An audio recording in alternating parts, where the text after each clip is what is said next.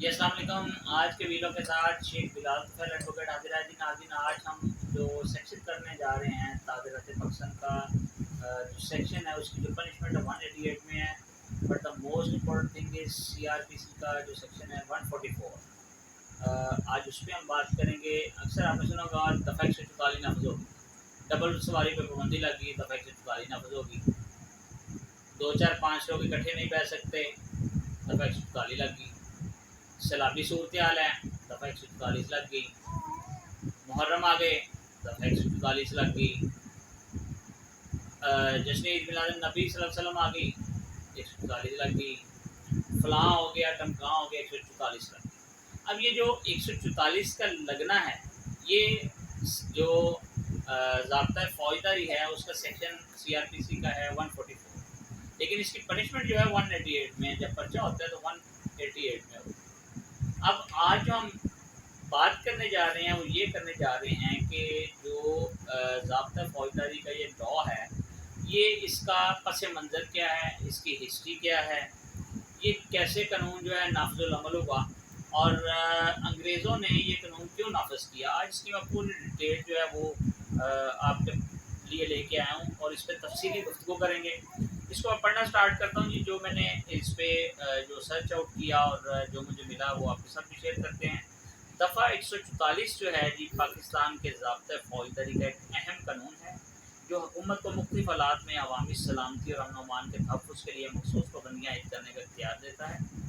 इस दफ़ा को ख़ास हालात में नाफिज किया जाता है, जैसे किसी इलाके में अमन अमान का मसला हो या फिर अवाम की जान माल का खतरा हो। अब इसका पस मंज़र देखते हैं। ज़ाब्ता फौजदारी का ये जो कानून है 144 की एक कानूनी दफ़ा है जो बरतानवी नौआबादियाती दौर में मुतारफ़ करवाई। इस कानून का बुनियादी मकसद हंगामी हालात में अमन अमान को बरकरार रखना और अवामी सलामती के लिए फौरी इक़दाम उठाने का इख्तियार देना।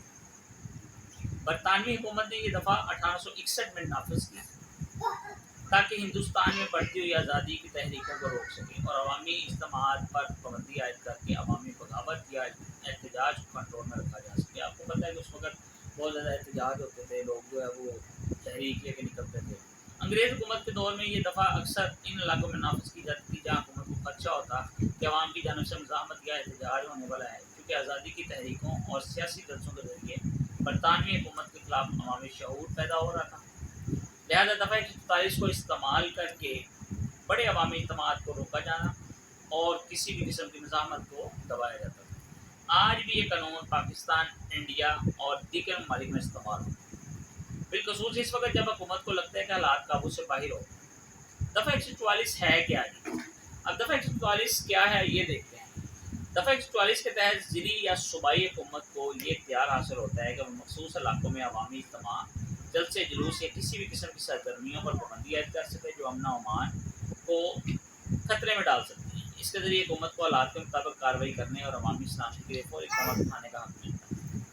दफ़ा 144 कब नाफिज की जाती है? दफ़ा 144 इस वक्त नाफिज की जाती है जब हुकूमत को अंदेशा हो कि किसी इलाके में अमन अमान ख़राब हो सकता है, या इसमें वही चीज़ें हैं फिर, या ये इंपॉर्टेंट चीज़ है जिसका नवाज किसी हंगामी सूरत हाल, एहतजाज, हड़ताल या कुदरती आफात। देखें आप, सैलाब आया हुआ है, कुदरती आफात है, दहशतगर्दी के खतरे में या अवामी इज्तिमा को काबू में रखने के लिए किया जा सकता है। मिसाल के तौर पर अब एग्जाम्पल इसकी देखते हैं। एहतजाजों या हड़तालों के दौरान अवाम के इज्तिमा पर पाबंदी लगाई जा सकती है। डबल सवारी पर पाबंदी अवामी अमन अमान के लिए नाफिज की जा सकती है। कोरोना वायरस की वबा के दौरान स्कूल, मार्केट, इज्तिमात पर पाबंदी लगाई गई ताकि बीमारी के फैलाव को रोका जा सके। दफ़ा 144 नाफिज कौन करता है? अब ये भी इम्पोर्टेंट सवाल है। इस दफ़ा को नाफिज करने का इख्तियार सूबाई हुकूमत के पास होता है, जबकि ज़िली सतह पर ज़िली इंतज़ामिया जैसे ज़िले नाज़िम या डिप्टी कमिश्नर भी इसे नाफिज कर सकते हैं। अगर किसी ज़िला में ज़िली नाज़िम मौजूद नहीं है तो DC को इख्तियार दिया जाता है कि वो अपनी हदूद में दफ़ा 144 नाफिज करें। कानून के मुताबिक दफ़ा 144 को किसी भी इलाके में ज़्यादा से ज़्यादा 2 माह के लिए नाफिज किया जा सकता है। ताहम अगर सूरत हाल ज़्यादा संगीन हो तो इस मुद्दत को बढ़ाकर 2 माह से भी ज़्यादा किया जा सकता है, बशर्ते कि सूबाई हुकूमत इसकी मंजूरी दे। दफ़ा 144 के दौरान कौन सी पाबंदियाँ लगाई जा सकती हैं? दफ़ा 144 के तहत मुख्तलिफ किस्म की पाबंदियाँ लगाई जाती हैं जो हालात के मुताबिक होती हैं। इनमें क्या चीज़ें शामिल हैं? नंबर 1, अवामी इज्तिमात पर पाबंदी। किसी इलाके में 4 या ज़्यादा अफराद के इकट्ठे होने पर पाबंदी लगाई जा सकती है। ताकि अमन अमान कायम रहे। नंबर 2, जलसे जुलूस एहतजाजों पर पाबंदी, अवामी मकामात पर एहतजाज जुलूस और जलसों पर पाबंदी आयद की जा सकती है। नंबर 3, डबल सवारी पर पाबंदी, बाज़ औक़ात अमन अमान को बरकरार रखने के लिए डबल सवारी पर पाबंदी लगाई जाती है, खासतौर पर बड़े शहरों में। नंबर 4, कारोबारी सरगर्मियों पर पाबंदी, कुछ हंगामी हालात में कारोबार, मार्केट, स्कूल, दीगर अदारे जो हैं वो बंद रखे जाते हैं। नंबर 5, फ़ज़ाई आलूदगी के खिलाफ इक़दाम, फ़ज़ाई आलूदगी को कम करने के लिए मसलन कूड़ा करकट जलाने या ईंटों के भट्टे जलाने पर पाबंदी लगाई जा सकती है। इस तरह सर्दियों में हमारे जो है स्मोक की जगह स्मोक आती है, तो हम जो है वो इसको इस तरह कर लेते हैं। नंबर 6, पतंगबाजी पर पाबंदी, बाद मखसूस औकात जैसे बसंत के सीज़न में पतंगबाजी के दौरान हादसा के खदशे के पेश नज़र पतंगबाजी पर दफ़ा 144 नाफिज है। इसकी खिलाफ वर्जी की सज़ा क्या है?